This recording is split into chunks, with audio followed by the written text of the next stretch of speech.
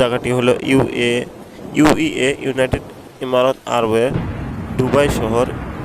এই শহরটি একটি মরুভূমি জায়গা।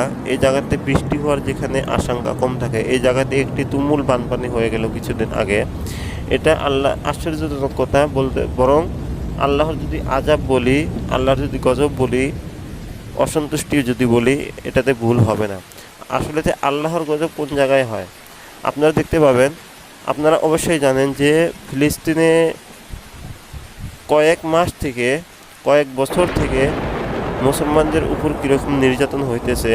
কোনো মুসলমান দেশ সেই নির্যাতিত মুসলমানের উপরে কেউ এখনও সহায় সহযোগিতা আগ বাড়ায় নাই। ঈদের পরের দিন খবর অনুযায়ী ইরানে ফিলিস্তিনের নির্যাতিত মুসলমানকে সহায়ের উদ্দেশ্যে ইসরায়েলের উপর হামলা করেছে। এই হামলার বিপক্ষে দাঁড়িয়েছে সৌদি আরব, অর্থাৎ ইহুদিদের পক্ষে দাঁড়িয়েছে সৌদি আরব, যাদের দাঁড়ানোর কথা ছিল মুসলমানের পক্ষে। কিন্তু মুসলমানের এতদিন নির্যাতিত হওয়ার পরেও নির্যাতিত হওয়ার পরেও সৌদি আরবরা কোনো রকম সহায় করে নাই। কিন্তু ইরান যখনই হামলা করলো, সৌদি আরব ইহুদিদের পক্ষে দাঁড়ালো।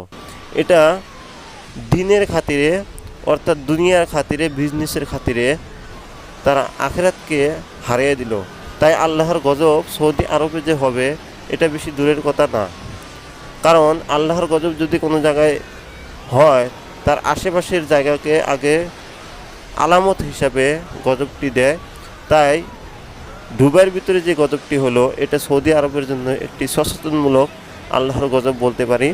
সৌদি আরবরা এখনই বুঝে যাওয়া উচিত, আর নির্যাতিত মুসলমানদের সহায় করা উচিত।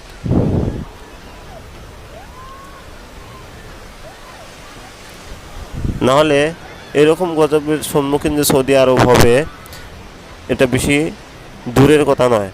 আল্লাহ পাক সমস্ত মুসলমানদেরকে হেফাজত করুন এবং সবাইকে সহি জ্ঞান হিসাবে